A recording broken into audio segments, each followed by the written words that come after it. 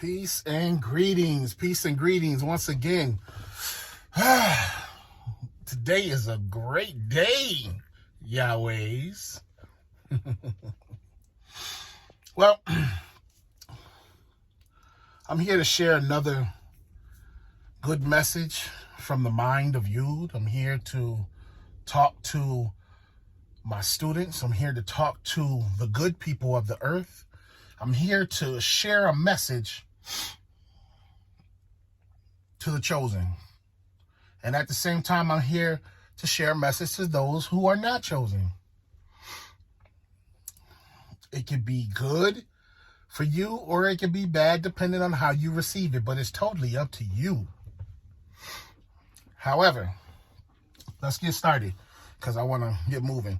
But before I start off, I want to let you know, you always see me lately in my truck or at work, in my work attire and everything like that. I went a distance from doing my videos the way that I used to, closed in and in a certain setting. Well, I told you before that I like to let you see that Yud works, Yud labors. Yud is the hand that's always manipulating and moving and causing or bringing forth action. So never forget those things. Never forget those things. You cannot say that you are of the Yud spirit and do not operate or make things happen. Somehow, some way, make things happen. Okay? Now, we're going to start our studies off with Hebrews chapter 5. And we're going to begin at verse 12. That I'm going to read for you. For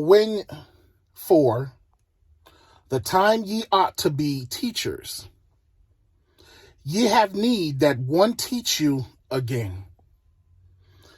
That's very important that you understand that word again. That means you were taught before, but now you have to be taught again. Why? Because in Revelation chapter 10, I'm sending you out again.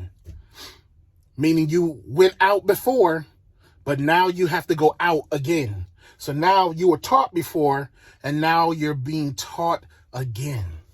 Now check this out. These teachers need to be taught again, which be the first principles of the oracles of God, Yahweh, and are become such as have need of milk and not of strong meat. Now, these is the ones that, how do I say it? I'm trying not to hurt no feelings, but it's really hard not to. These are the ones that were taught by YahwehBenYahweh and the ones that came into YahwehBenYahweh that necessarily wasn't taught by him physically. And after his ascension, they try so hard to repeat everything that he's done in that time frame of teaching them without the understanding. And even with the understanding, some still do it, but they are lacking and they refuse to step their level and skills up because they want to stay base. They want to remain as the widow's son that has not risen. Because like I said, to be risen, you no longer look to someone. You are no longer looking up. You are rising up. You have raised. So you no longer put someone else before you because you are the one. But here it is. Check this out. And are become as have need of milk and not strong meat. Because they can't move forward. They are unable to move forward. Verse 13. For everyone that useth milk is unskillful in the word of righteousness. They're unskillful in what? The word. In the beginning was the word. What is the specific? The means specific. What is the word? Yud. Yud is the word that was in the beginning. Yud is the author and father of every single letter, every single word. There cannot be a word or a letter that begins without Yud. Yud is the point. Yud starts the point and Yud ends the point. So that is the word that was in the beginning. This is the word that they are unskillful in. So they continue to use what, like a parrot. See, a parrot can only give out what it was given. It never can originate. It can only constantly repeat what it copies from someone else. So when you see everyone talking about YahwehBenYahweh this and YahwehBenYahweh that, it's because they're stuck in that moment. And it's nothing wrong with that, because they are meant for that moment, for those who are freshly coming in that need that. But see, I told you, I'm here for the best. I'm here for the ones that can take the meat and are done with the milk. Why? Because the ones who with the milk, verse 13 says, for everyone that useth milk is unskillful in the word of righteousness, for he is a babe. They are still babies themselves. I can't use no babies. I can't use no babies who still want to run around and talk about buildings. You know, I can't use no babies who sit there and hold YahwehBenYahweh's books and they just want to copy them and paste them out there or sell them to people and everything. And that's all they want to do, and sit around and have little Bible studies and stuff like that. No, I can't use them. They're not the best. Those are the ones that just hold the information. You know how you have priests and stuff that hold information for certain ones?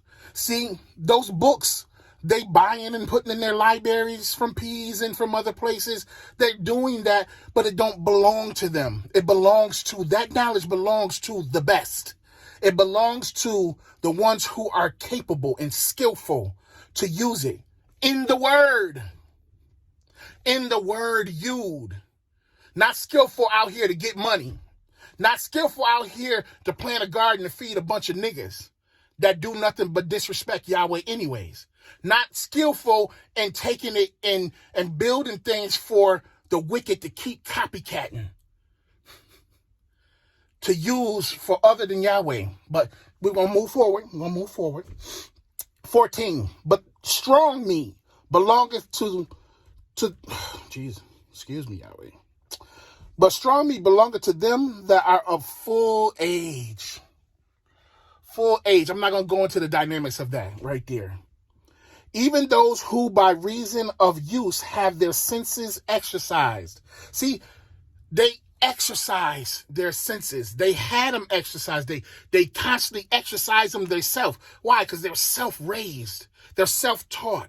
They no longer look up to no one else. They no longer bow to no one. They're raised up to discern both good and evil. See, look at what they are skillful in. They're exercising their senses because they want to be skilled in both good and evil. Why? Because in Isaiah 45:7, Yahweh created both good and evil. See, the babes don't understand that. They read that, they hear it, but they don't understand it. They say, oh, that's for Yahweh. See, that's a baby. Because they don't realize that they are Yahweh. They don't understand. They only think it's going to be good. They think this is what, oh, it's just that. Yes, that's it. No. You the ones that sit and to listen to the scriptures and you hear when YahwehBenYahweh is teaching, or even before YahwehBenYahweh's teachings and everything, you heard about the knowledge of good and evil in the tree. And you heard when Yahweh said, don't touch it for the day you die. And you go, ooh, and you get scared and everything. Because you think that you never was supposed to touch it, or you never was supposed to get involved in it. Oh, Yahweh.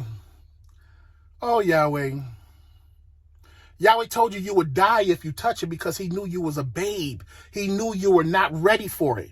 Why do you think in the end he said that the man has become one of us? But the man has only become one of us after he has touched or ate from the tree of good and evil. It's not a bad thing. Satan wasn't lying about that. You will become gods. He didn't lie about that. But Yahweh knew that you wasn't ready. He knew that I wasn't ready along with you in the moments of us being asleep and put to sleep and everything. When we got in that moment, we didn't know how to control it. We didn't know how to use it. And we only sought the dark side. So here it is. I need the best.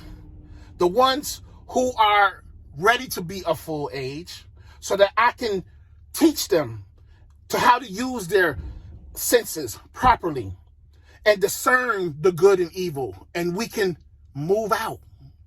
You understand? Revelations 10, I can send you back out again. See, because I'm going to teach you again. I'm going to give it to you again. So think about this. Think about what I'm saying.